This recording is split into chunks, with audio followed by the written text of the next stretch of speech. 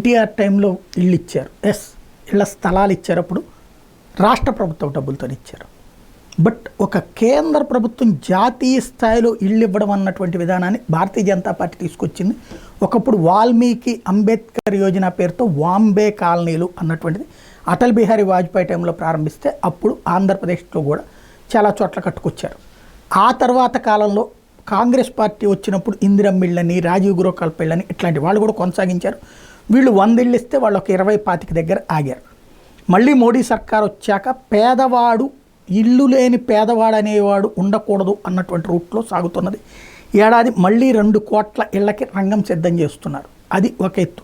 తద్వారా ఆంధ్రప్రదేశ్కి ఎన్ని ఇళ్ళు వస్తాయో చూడాలి. రెండవది, ఇప్పుడైనా ఆ మధ్యతరగతికి కూడా ఆ ఇల్లు ఇస్తే ఇక పేద మధ్యతరగతికి ఇల్లు అద్దెకి తీసుకోవాల్సిన అవసరం లేకపోతే పండగ చేసుకోవచ్చు. కానీ ఈ పెట్టుబడిదారి వర్గం అనాలా, లేకపోతే కనుక ఈ రాజకీయ పార్టీల ఆలోచన ధోరణి ఎట్టుంటుందంటే వీళ్ళందరూ భవనాలు కట్టించుకుని ఉంటారు కాబట్టి అవి అద్దెలకి ఇచ్చుకోవాలి అంటే మధ్యతరగతి పేదోడు ఇల్లు అద్దెలకే ఉండాలి, వీళ్ళు సొంత ఇల్లు ఉండకూడదని కోరుకుంటుంటారు. ఎస్పెషల్లీ మధ్యతరగతికి అందుకే ఇల్లు దక్కనీయకుండా చేస్తుంటారు. మరి అది కూడా కేంద్ర ప్రభుత్వం ఆలోచిస్తే బాగుంటుంది. అయితే రైతులకి మాత్రం మోడీ చేసినట్టుగా ఇంకెవడు చేయలేదు.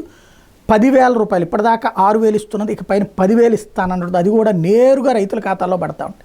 ఇది గొప్ప విశేషం. అది ఒక్క మోడీకే సాధ్యమైంది. అట్లాగే ఉపాధి హామీ పథకం డబ్బులు నేరుగా పబ్లిక్ వేసేటటువంటిది కూడా మోడీకి ఒక్కడికే సాధ్యమవుతుంది. అట్లాగే మధ్యాహ్న భోజనం సంపూర్ణంగా కేంద్ర ప్రభుత్వమే పెట్టుకుంటుంది, అది మోడీకే సాధ్యమైంది.